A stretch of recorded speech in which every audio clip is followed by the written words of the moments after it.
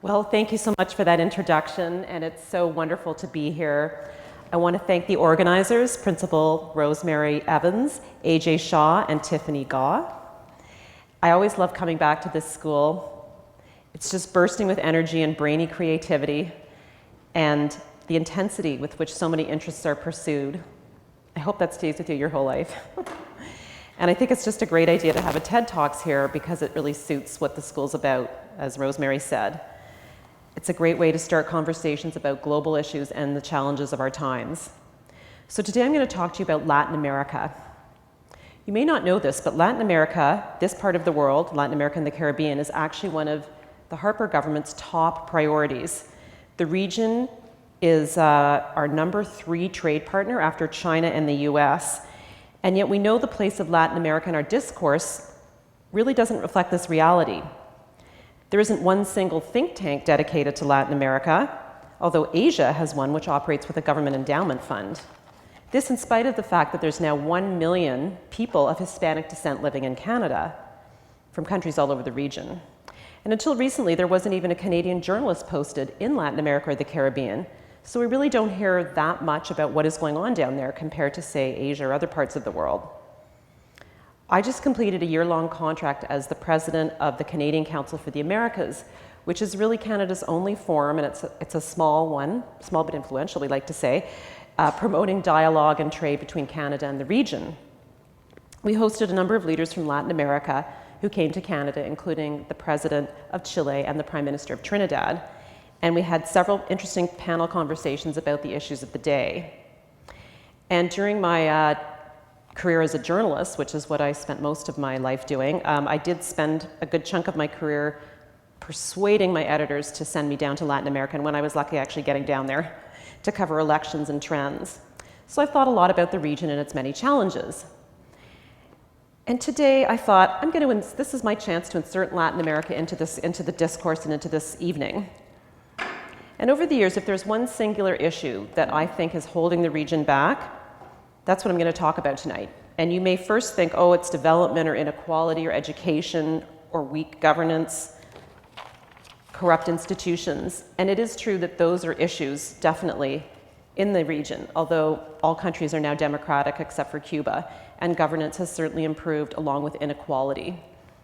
So I'm going to talk about a different kind of challenge, and that is the war on drugs.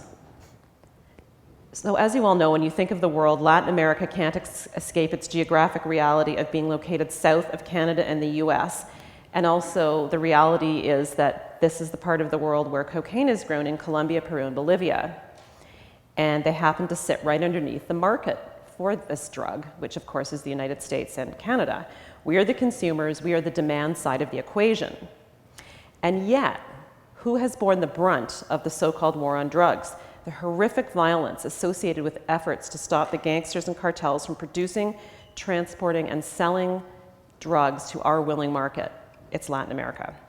In Mexico, we've read all about the terrible violence associated with the war on drugs during the during the presidency of President Felipe Calderón, who was president from 2006 to 2012 and who tried very hard to take a strong stance against the drug cartels. And what was the result? More than 75,000 people killed in 6 years in drug-related violence. Some of them were, of course, part of the cartels and killed in turf wars, but many, many ordinary people were victimized by smaller gangs that formed after the killing of a cartel leader or just people caught in the crossfire.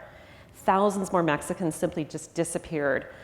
During my trips there in recent months and years, I interviewed family members of engineers, police officers, and just ordinary civilians who would go up to work in certain cities that were close to the US border and would literally vanish, and their families never found their bodies. Imagine how difficult that was for them. So criminal gangs such as the Zetas have, of course, branched out into other activities, not just drug trafficking, but human smuggling, kidnapping, and extortion. Recently, you might have read about Michoacan, where ordinary citizens were so fed up with the drug violence, they literally took up arms against the Knights Templar, which is another cartel, and they took back their city. They largely succeeded, but now the problem is we have these heavily armed militias that are themselves proving to be difficult to control. Under President Enrique Peña Nieto, who took office in 2012, the homicides have gone down by 15%, but that still leaves more than 18,000 murders. According to Mexican journalist Anabel Hernandez, the war on drugs in Mexico is a farce and has had a terrible outcome for the population. Colombia went through a similar period in the 1990s. The country took on the cartels and did succeed in capturing or killing many of the cartel leaders, and the homicide rate did go down. However, fast forward to today, and guess what? Colombia still produces cocaine. It's just that the cartels have moved their headquarters to Mexico and to Central America, countries like Guatemala and Honduras. And there's unbelievably horrific levels of violence in Honduras. I think it's got the highest homicide per 100,000 rate in the world, just little Honduras. So history shows us increased arrests and law enforcement pressures on cartels in one area often create a balloon effect, and the cartels simply move to another area or another country. And most significantly, we should ask ourselves, has the war on drugs accomplished its central goal to reduce the illicit consumption, to reduce the use and consumption of illicit drugs? I'm here to tell you today that no, it has not. The consumption of cocaine increased by 27% between 1998 and 2008 worldwide. The consumption of opiates increased by 34%. And consumption of marijuana has never been higher, no pun intended. Repressive strategies have only made the drug problem worse. So where does that leave us? That leads us to a lot of frustrated leaders in Latin America. And many of them have started to question the war on drugs and question, is this approach really working? They're saying, show me the evidence of the success of the war on drugs. They're leading the conversation, not the US, which was the country that came up with the idea of the war on drugs under Richard Nixon back in 1971. And so we're seeing a fascinating set of initiatives that are being launched, even just in conversation and sometimes in new policies, challenging the status quo. And we're seeing that coming out of Latin America, which I think is very exciting. So they're really leading the way intellectually. We've had Brazil's former president, Enrique Cardoso, Ernesto Zedillo, another former Mexican president, and Colombia's former president, Cesar Gaviria. And they're all saying, we need to regard the problem in a more multifaceted way. We need to come up with non-criminal alternatives. I recently had the opportunity to interview Cesar Gaviria, who's the former Colombian president, and this is what he said. In Latin America, where so many lives have been lost, we are going to have a debate about the approach to the war on drugs. We cannot look the other way. There is simply no one left defending prohibition. He speaks from experience. He was the president who led the effort, with a lot of help from the US, Israel, and other countries, to take down Pablo Escobar, who of course you probably all know from various films and readings. He was the head of the Medellin cartel in 1994. And he told me there were many attempts on his own life. And you know what he says today? You cannot cut off the head of the narco-trafficking organization because he will be replaced within seconds. Today, things in Colombia are better, but we have not solved the drug problem. So that's why he advocates non-criminal alternatives. He advocates regulation and treating the consumption of drugs and consumers who have addictions as a health problem. So it's a very significant change in the discourse. And more boldly, some countries are actually loosening the criminal laws around the consumption and sale of marijuana, which typically can make up as much as 1/3 of the business of large transnational cartels. So the most progressive legislation has been passed in Uruguay.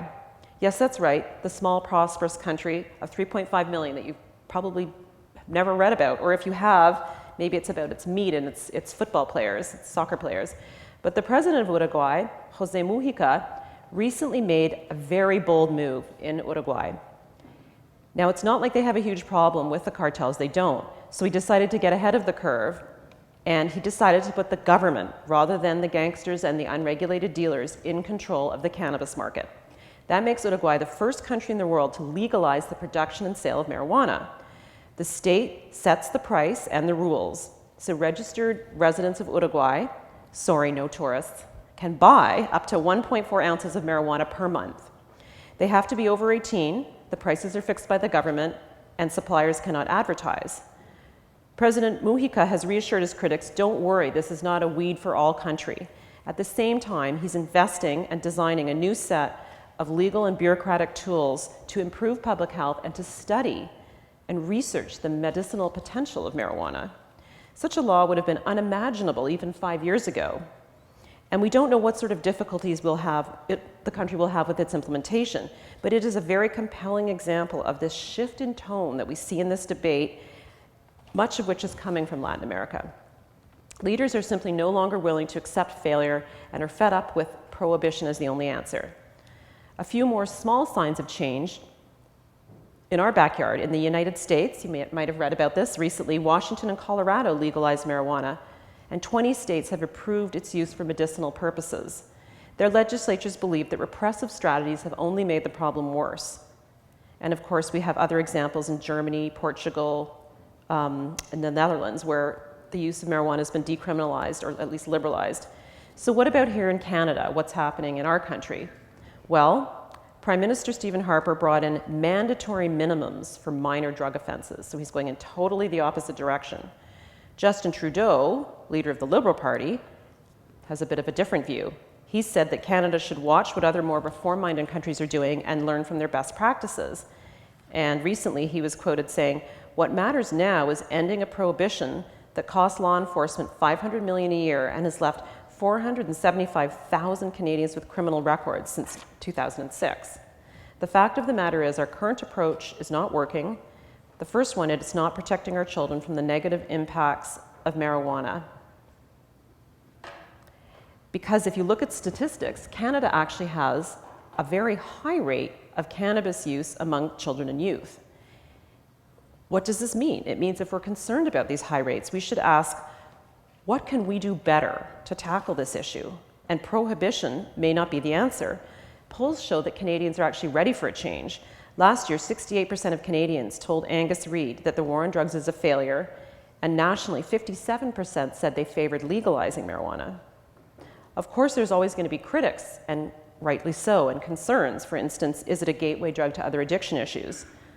We don't know. Studies go both ways on that, but there was one 2002 study in the US that said 30 years of experience in the Netherlands disproves this, because interestingly, the rate of use is 5% amongst citizens of the Netherlands versus 14% in the United States.